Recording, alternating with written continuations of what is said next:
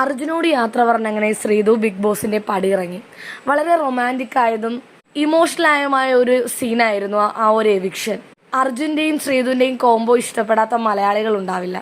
അർജുന് ശരിക്കും ശ്രീതുവിനോട് പലപ്പോഴും യഥാർത്ഥത്തിൽ പ്രണയമാണെന്ന് നമുക്കും തോന്നിയിട്ടുണ്ട്. ചിലപ്പോൾ ശ്രീതുവിന്റെ പെരുമാറ്റവും സ്വഭാവവും ഇത്രയും നാൾ ഒരുമിച്ച് നിന്ന് അടുത്തറിഞ്ഞെന്നുള്ള നിലയ്ക്ക് അർജുനും ശ്രീതുവിനോട് ഇഷ്ടമുണ്ടായിരുന്നിരിക്കാം, തിരിച്ച് ശ്രീതുവിനും. പക്ഷേ ഫാമിലി റൗണ്ട് എല്ലാം തകർത്തു മറിച്ചു എന്ന് വേണം പറയാൻ. ശ്രീതുവിന്റെ അമ്മ വന്ന് നേരത്തെ കിടന്നുറങ്ങണം, രാത്രി ലൈറ്റ് ഓണാക്കിയിരുന്നൊന്നും അർജുനോട് സംസാരിച്ചുകൊണ്ടിരിക്കേണ്ട എന്നൊക്കെ സൂചന കൊടുത്തിട്ടാണ് പോയത്. അതിൽ പിന്നെ അർജുനുമായിട്ടൊരു അകൽച്ച ശ്രീതു പാലിച്ചിരുന്നു. പിന്നീട് വീണ്ടും പഴയതിനേക്കാൾ സ്ട്രോങ് ആയിട്ട് നല്ല കൂട്ടുകാരായി തന്നെ അവർ തുടർന്നു.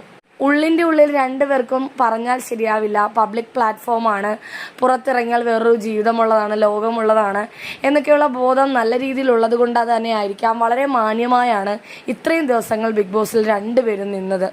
എൻ്റെ നൻപനാണ് അർജുൻ എന്ന് പലപ്പോഴും ശ്രീതു പറയുമായിരുന്നു.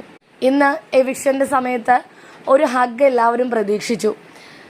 ശ്രീതു ആണ് എവിക്റ്റ് എന്നറിഞ്ഞപ്പോൾ വിങ്ങിപ്പൊട്ടി നിന്ന അർജുനെ ശ്രീതു ഒന്ന് കെട്ടിപ്പിടിച്ച് ആശ്വസിപ്പിക്കുമെന്ന് വിചാരിച്ചു. പക്ഷെ അവിടെ പോലും കണ്ണുകൾ കൊണ്ട് വിട പറഞ്ഞ് ശ്രീതു പോയി. എല്ലാവരെയും ഒരുപാട് വേദനിപ്പിച്ച ഒരു എവിക്ഷൻ തന്നെയായിരുന്നു ഇത്. എന്തൊക്കെയായാലും ഇവരുടെ കോംബോയ്ക്ക് അത്രയധികം ആരാധകരുണ്ടായിരുന്നു.